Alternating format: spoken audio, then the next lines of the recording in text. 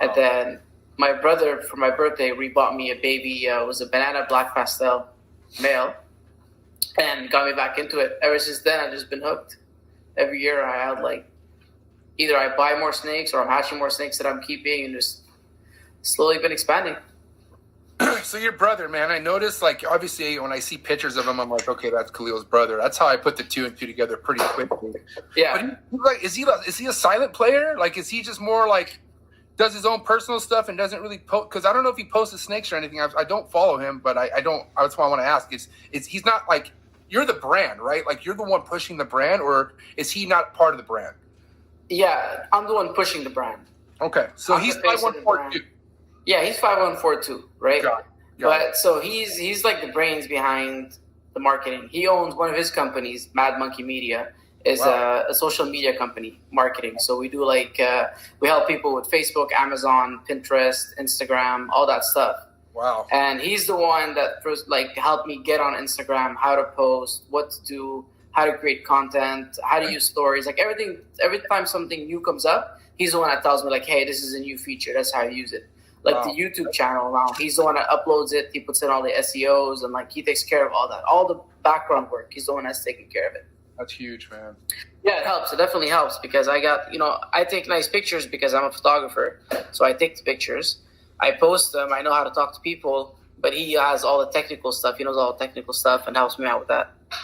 It's just a lot of brain power. You know what I mean? Like to really be at the top of your game on all levels, like for instance, the marketing, right? And then like, for instance, you're concentrated on like, the whole, you push the brand, but he's the one thinking of ideas, right? He's the one that's giving you new strategies on how to promote or like how to get the name out there more. Like he gets first dibs on all that stuff. I'm assuming, right? I mean, right now, since he's taught me everything, I do most of the stuff, right? Like I do the content on YouTube, I put up all the posts, I take the pictures of what I'm gonna do, the stories. Mm-hmm. But he's all like the technical stuff, like the hashtags and how to promote the videos, how to promote the post, like a lot of basic stuff. Now that I know it, it's basic. But before I knew it, it wasn't basic, So like what time to post, what to do, how to do it, the type of pictures. Like, you'll see people, for example, posting like at 1 a.m. But on Instagram, when you got to post, like the more likes that you get right away, the more your post is going to be shown to all of your followers, right? Exactly. And then the more you post every day, the more you're going to be shown in the algorithm. So that's stuff that, like, for example, I didn't know until he told me this is how it works. And a lot of people don't know it too, actually. So that's what his business is about, is showing other people how to use these platforms. Yeah, bro. I mean, I was so hard-headed with this shit in the beginning. I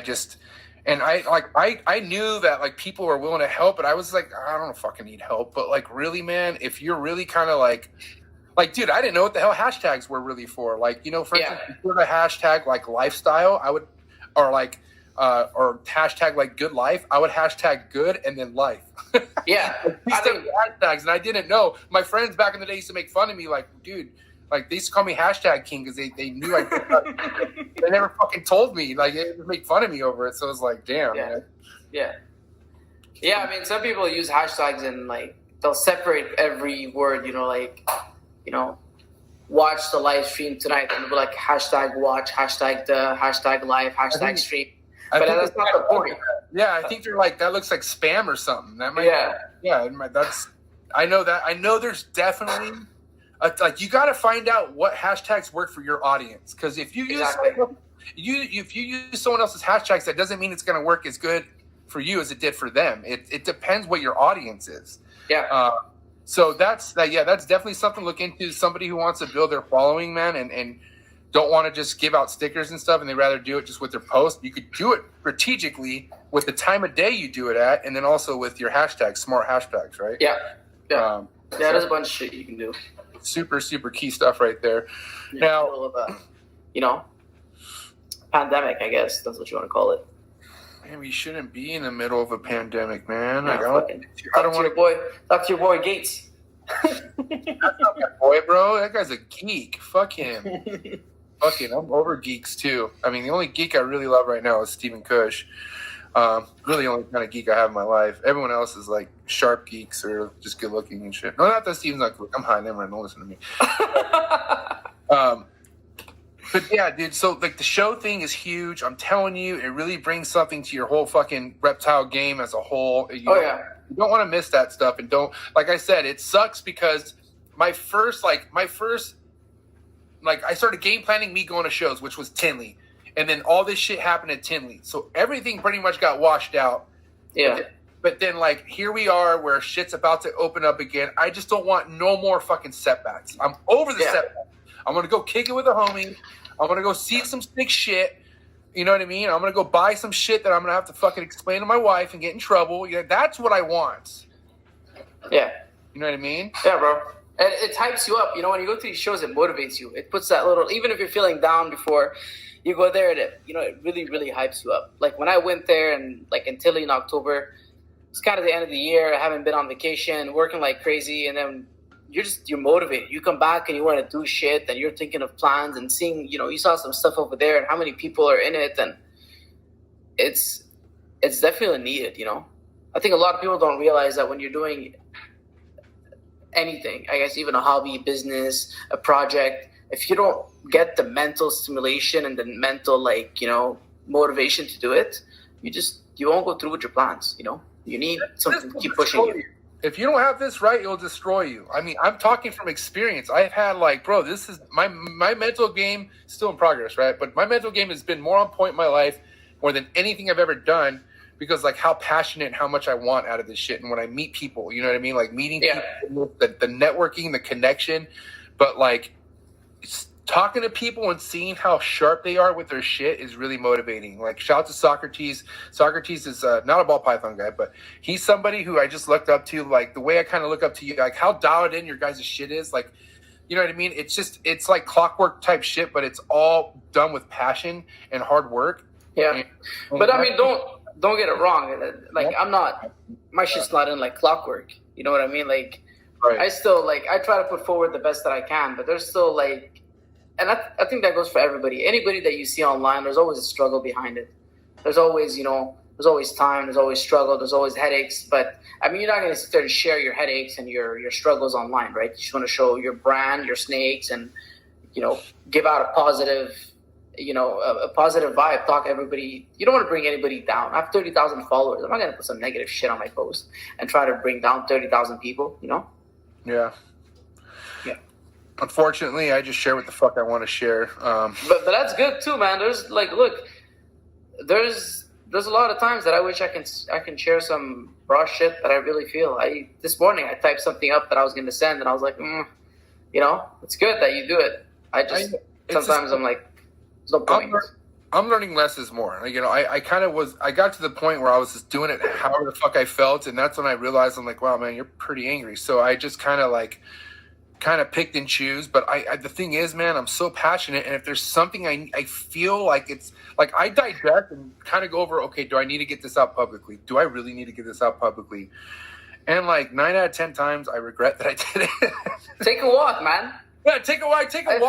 The thing is, I take a walk after I post it, and I'm just like, No, that's the thing. I don't delete shit. Once I post it, it's posted. It's done. It's online. It is what it is, and I take it for what it is. So I try to I try to just keep it when necessary, and even when it's necessary, I feel all right, you probably don't even need to do that. So I feel like me and you are probably we'd probably be perfect in the middle, if we were to combine. You know what I mean? Yeah. You know what I mean? I used to be a hothead. I used to post shit. When I first got into the hobby, even before the hobby online, I used to rip people all the time. I'd see something, I'd be rip into them or blast somebody. And I just realized at the end, it was just hurting me. I was the one that was my day was getting destroyed. I was getting annoyed because if you're going to try to take over the world, take on the world and all the stupids that are online, you're going to go fucking crazy. My boy, you know who this is? Yeah, Ozzy. That's the man. Hey, Ozzy fucks with you tough, bro. He said in his podcast. Check it out. I think it was he was episode 4. He's one of the beginning fucking dudes. I brought him. But he talked about you. He talked about Will. He wants shit from both your guys' collection. And anytime I see that, bro, you're an inspiration. That's heavy. No, Ozzy's another straight up. I mean, when me and Will talk about different breeders and stuff like that, Ozzy's a guy that just straight up, he's killing it, from his snakes that he does, how he like his brand, his snake room, his racks. Like it's sick. You know, like he knows what's up. He knows what he's doing, and he's good to party with, man. He's fun to party with. Why do you feel like an extra player just speaking to Ozzy? Like you just feel like you're just an extra cool fucking dude. Just to even speak to Ozzy. I don't know what it is, but like just to conversate with this dude, he looks like just the fucking coolest guy on earth. Like, you know what I mean? I'm like, I don't know. I don't want to reach around him too much, but fuck, dude. Ozzy Boys is definitely like top. Dude, he's top 3, bro. Probably, I don't know, top 2. I don't want to piss Miguel off, but he's up there, bro. Like, he's just like, he's fucking one of the biggest dudes I look up to in this game with his, from his personalities to his snakes. Not just his snake, but just the way he is as a person and the way he fucks with the business and the way he puts shit out there, bro. Like, it's a lot more than just producing, I feel like. You know people out there who produce their sick shit, but they're assholes, or you just meet them, they're just fucking no personality, or they just don't care. You know what I mean? Like, I don't know. I don't really know anyone, specific, but I'm just saying in generalities. You know what I mean? I'm sure there's people you came across that you thought, oh, I could connect with this person. And not that you need to connect with everyone, but fuck, dude. You should always be respectable, right? Yeah, I mean, he has that vibe to him, you know, like when you talk to him, he's just relaxed. He'll never treat you like, the first time that I ever met Ozzy, and it was at a show here in Toronto, he treated you like he's known you for like 10 years, you know? Like, hey, what's up, man? How are you? Blah, blah, whatever. Some other people like that might be more popular in the industry, you try to talk to them. They're like, oh, hold on, I got to take care of some stuff. I'll come see you later or whatever, So he's always available for everybody. I mean, can't take advantage of that, right? The guy's busy. But he's always available talking to people and helping out, He's just chill, like, bro. I don't know. He just has that energy, right? It's there. Yeah, he has the sickest calm energy. Yeah. But I think I like him because he's kind of like calm as fuck, but then I'm still like hyped up to even talk to him. But he's like not doing anything to fucking, all he's doing is I don't know what it is. I don't know. Fucking Ozzy Boys is the man. Check out his episode; it's super hard. But yeah, Ozzy Boys, obviously fucking putting out some sick shit.